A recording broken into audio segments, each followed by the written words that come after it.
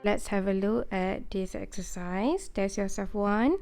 So, determine whether the following orbital diagram are acceptable for an atom in a ground state, and explain the mistake, and then draw the correct orbital diagram. Okay, so here you can use this box, ataupun you can also write platform 1s, 2s, 2p. Okay, so make sure bila kita nak tulis electronic configuration, ada gap between different energy level. Okay, so untuk platform for degenerate orbital 2p, dia punya gap is much narrower, gap dia kecil. Okay, alright. So you guys mesti ikut Aufbau principle. So this one ikut lowest, kita akan fill lowest energy followed by higher energy level, and then the second one is Pauli's principle. No two electron can have the same set of quantum number.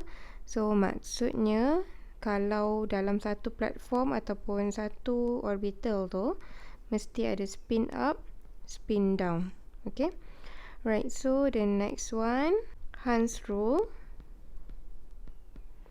So for Hans rule means when you have degenerate orbital, contoh p orbital, kita akan fill in electron single and parallel, barulah you pair up kan the elektron. Ini cara ataupun turutan kita isi elektron. So kalau contoh untuk d orbital, you have 5 degenerate orbital. Okay, so for d orbital you will have dxy, dxz, dyz, dz square, dyx kuasa 2 minus y kuasa 2. Okay, so all of them represent each orbital yang kita dah belajar before this. Okay, so untuk d orbital, samalah, kita akan fill in the electron single and parallel. So bila dah cukup 5, barulah kita akan pair up the electron. Okay, sampailah maksimum. Untuk d orbital, it can occupy 10 electron, right? So untuk p orbital tadi, you can fill up to maximum 2, 4, 6 electron. Okay, so kalau s orbital, maximum 2 je lah, maximum 2 electron, right? Okay, so let's have a look at this exercise. So untuk the first question, does it follow Aufbau? Okay, sebab dia fill in lowest energy first and then followed by the higher energy. So the second rule untuk Pauli also fulfill, and then the third rule untuk Hans rule. So the Hans rule, you fill in single and then baru parallel. For A, this orbital diagram is correct. Okay, so for question B, you can see the first 1s orbital is empty. Okay, maksudnya elektron mula diisi dengan 2s orbital. So for this case, dia tidak obey the first rule, which is Aufbau principle. Okay, so Aufbau principle state that you must fill in the lowest energy. Dah penuh, baru kita move to higher energy level. So this orbital diagram is wrong. Okay, so for question B, since you have 1, 2, 3, 4, 5, 6 electron, so the correct way to write the electronic configuration is you fill in the lowest energy and then move from 1s, kita fill into s orbital, and then next balance lagi 2 electron, kita akan fill in this 2p orbital, single and parallel. Okay, baru kita couplekan once dah cukup. Right, so the next question, C, untuk question C, you can see here 1s orbital penuh, but 2s orbital 1 electron. And then you can see 2p orbital ada 4 elektron. So means di skip dekat this part. Sepatutnya 2s orbital ini ada 2 elektron. So the correct way to represent this electronic configuration is 1s2, 2s2 and 2p, 3 electron. Okay? Okay, the rest of this exercise, I'll leave it to you untuk kamu buat sendiri. Okay, so let's have a look at this exercise. So write the electronic configuration by using orbital diagram. So you can choose which one yang kamu prefer, sama ada box ataupun platform lah. Okay, so for the first question for carbon, you are given proton number 6. So since ini adalah neutral, tiada charge, so means number of electron also 6. Okay, so you will have 6 electron here. So macam mana kita nak tulis? I will choose platform lah. Miss lagi prefer platform. So kita akan start dengan aufbau. We will fill in 2s orbital and then followed by the next one lah. You have 6 electron. So fill in the first one, 1s, 2s, 2. Okay, next bila 2s dah penuh, we move to 2p orbital. So baki 6 tolak 2 tolak 2, you will left with 2 electron. So 1, 2. Okay, so total semua mesti ada 1, 2, 3, 4, 5, 6 electron untuk carbon. Okay, for fluorine, since we have the proton number is 9, so fluorine atom, neutral atom, we have 9 electron. So macam mana kita nak fill in this electron? So 1, 2, 3, 4, 5, 6, 7, 8, 9 electron. Okay, so ini adalah the electronic configuration for fluorine. Alright, so next one is chlorine. The electronic configuration for chlorine, 1s2, 2s2, 2 electron, and then untuk 2p orbital kita akan fill in single and parallel. Lepas tu baru pair upkan the electron. Next, okay, so now we have total of 10 electron. Okay, so ada lagi 7 baki electron. Kita akan fill in selepas 1s penuh, 2s, 2p and then 3s. Selepas 3s penuh, kamu akan fill in 3p. Okay, so here it will be 3s, 3p. You fill up the electron, single and parallel, barulah kamu pair up the electron. Okay, so the total electron, it will be 17 electron. Okay, so untuk calcium pula, you have 20 electron. So for 20 electron, it will be, okay, so now you have total 18 electron. So bila 3p dah penuh, kita akan fill next 4s orbital. So kita akan follow aufbau principle. So here you akan dapat 4s2. So kira balik, always total up the electron. Kamu akan dapat 10 and another 10. So the total will be 20 electron.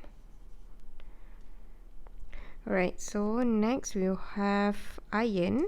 So for iron, you have 26 electron. So up until 4s, So kita dah penuhkan sampai 4s orbital. So next is kita nak fill in 3d orbital. So remember, for d orbital we have 5 different orientation. Okay, so you will have these 5 platform, 1, 2, 3, 4, 5. Right, so setiap satu platform ni dia boleh accommodate 2 electron. Let's say you have the balance here 26 tolak 20 up until this point, so you will left with 6 electron. Okay, so 6 electron itu akan berada di 3d orbital. So will be following Hans rule. Kamu akan fill in the electron single, and then barulah kamu akan pair up untuk cukupkan bilangan elektron. So the total here will be 26 electron. So for nickel, since we have 28 electron, okay, so kamu fill in, and until here kamu akan dapat 28. So baki lagi 8 electron to fill in this 3d orbital. You will get like this.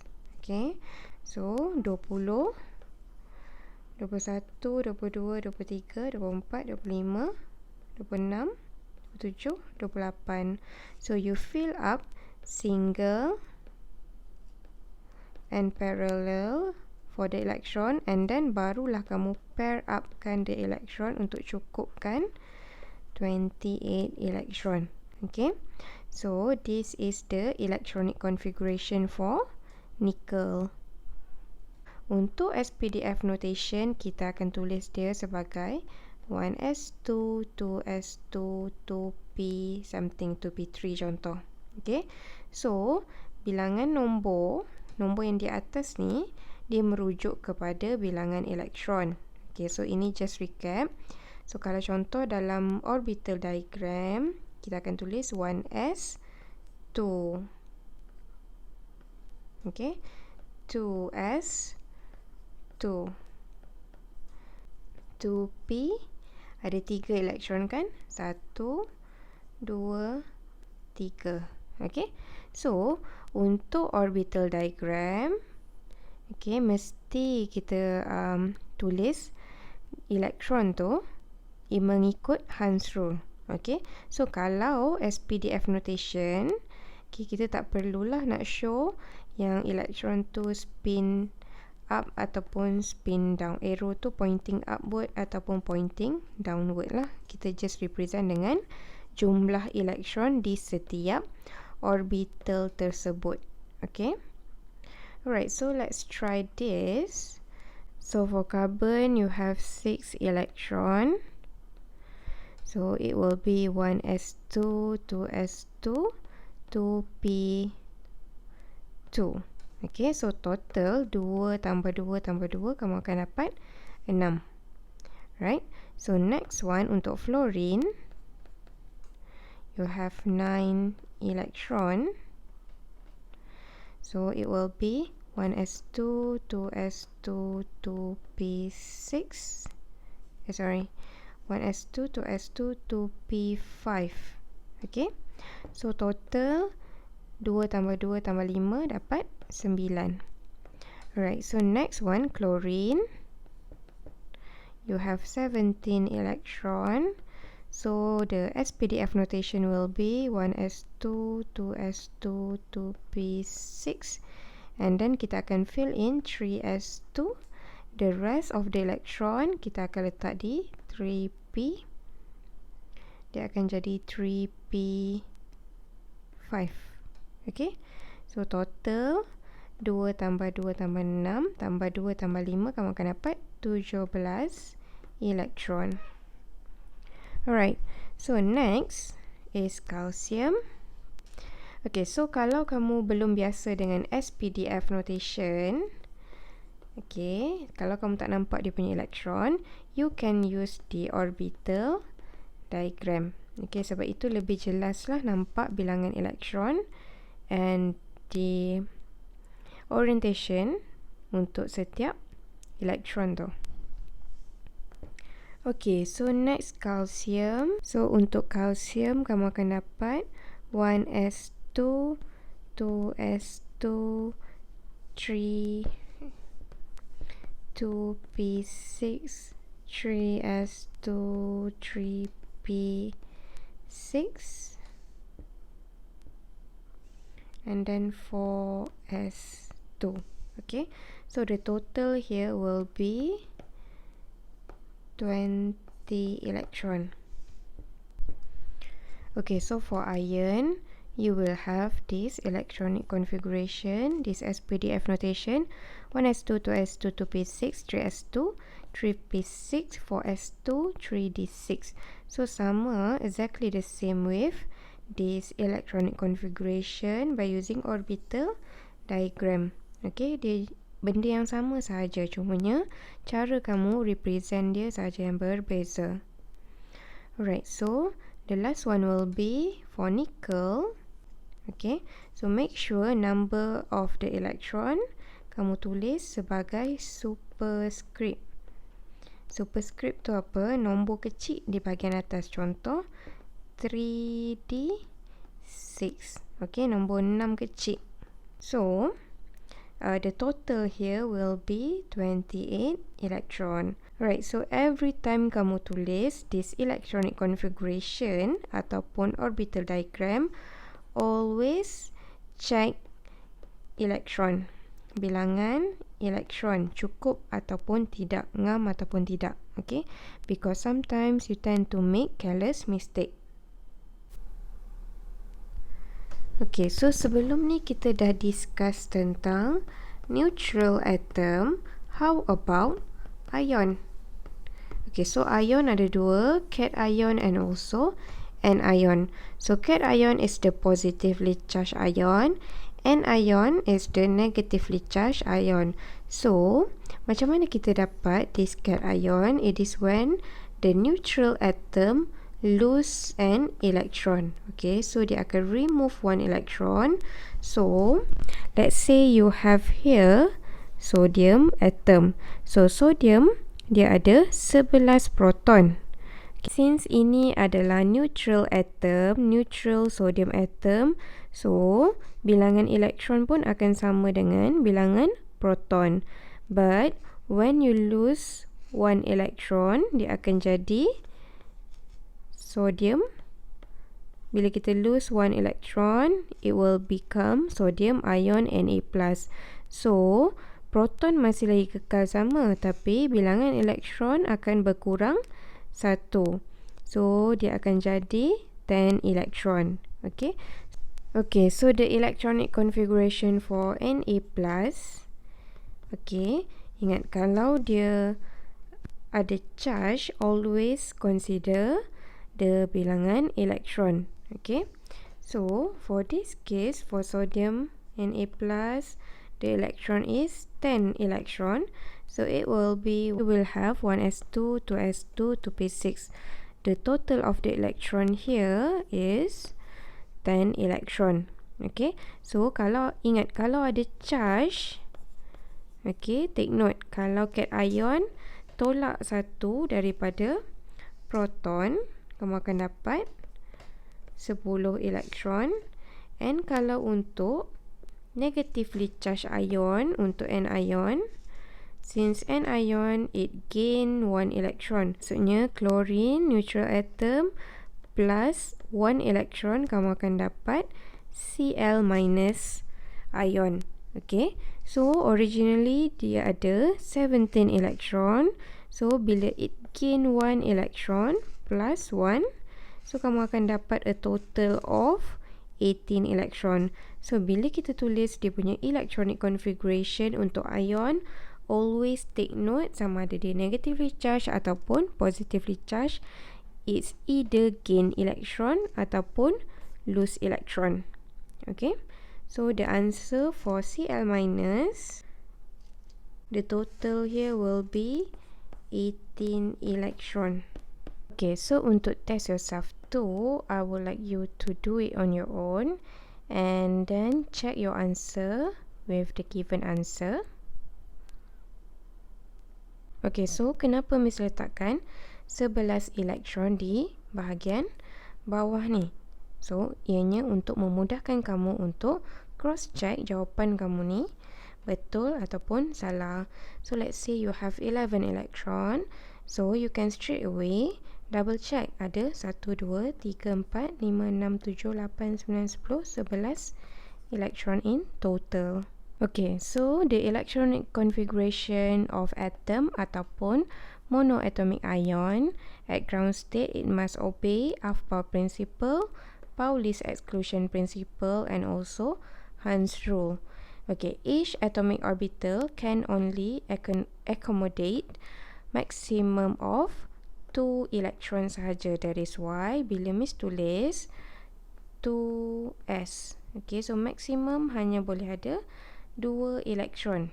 Okay, so contoh lain, if you have 2p, okay, so setiap satu orbital ni hanya boleh accommodate 2 elektron sahaja. Okay, so ingat, kalau cara Miss ingat, satu platform 2 elektron sahaja boleh berada atas satu platform. Okay, so next, atomic orbital is a 3D region in space around the nucleus where there is high probability of finding electrons. So, ini kita dah belajar in previous lesson. So, when we assign electron to the subshell, so S orbital maximum hanya ada 2 elektron sahaja. So, dia akan jadi NS2. So, contoh 1s2, 2s2, 3s2.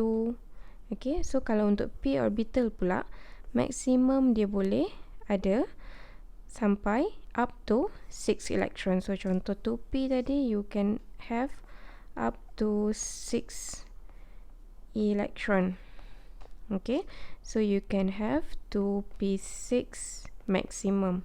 Okay, alright, so next for d orbital, it will have maximum of 10 electrons. So let's say you have 3D. Okay, so kita ada 5 different orientation. So you will have the total of maximum 10 electron lah in total. Okay, so it could be 3D5 pun boleh, 3D9 boleh, 3D10 is the maximum. Okay, so it could be 4D10. Okay, so ni nombor besar lah untuk your electronic configuration. Okay, so basically the concept is S orbital 2 electron, P orbital 6 electron maximum, D orbital maximum of 10 electron. Okay, so please take note this thing.